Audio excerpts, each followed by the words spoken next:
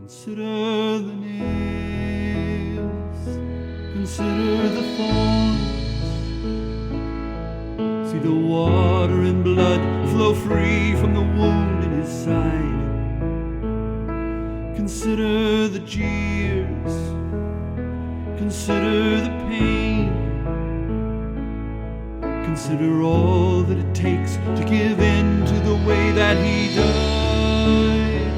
Then consider the nails.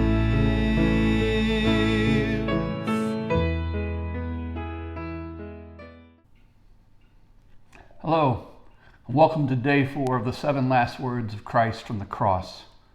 Today we hear Jesus cry out from the cross in pain and anguish and bewilderment. My God, why have you forsaken me? Mark 15:33-34.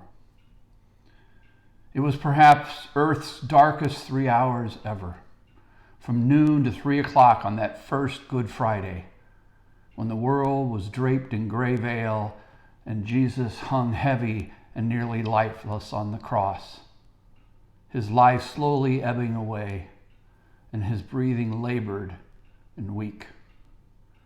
It is the man, Jesus, the human just like us, who cries out loudly these words of hopelessness and utter dejection.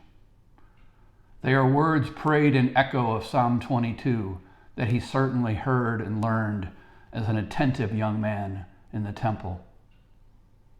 My God, why have you abandoned me? Why so far from my call for help, from my cries of anguish? My God, I call by day, but you do not answer, by night, but I have no relief. But this was no mere repetition of a childhood prayer in a moment of anguish, for he had good reason to wonder where God was. After all, he had done everything right. He was certainly innocent of these so-called crimes. He knew the Father loved him and approved of his life and ministry. His miracles and healings and feeding of thousands were the work of the Father through him. He had never been alone before.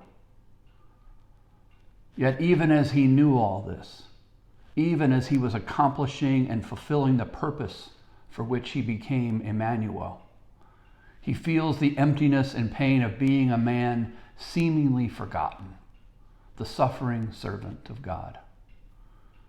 With the weight of the world on him, he was still man enough to feel like a man, to feel human, to sense abandonment by the one who loved and sent him. And so he can't help but ask this question: why? Because he is fully man, no pain escapes him. The suffering is as real for him as it is for us. As we come face to face with our own moments of pain and death, we too may be pushed to the brink of doubt and faith, seemingly forsaken by the one who loved and created us.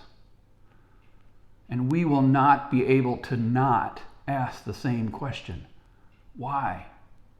Why come so far to end like this? Why here and why now? Why, God, if in fact you are God? For when it comes to pain, suffering, and death, we don't get a get out of jail free card just because of our faith.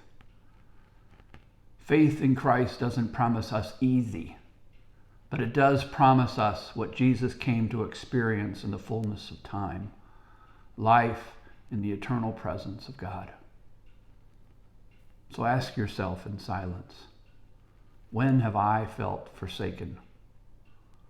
And when have I felt the eternal presence of God? We'll see you tomorrow.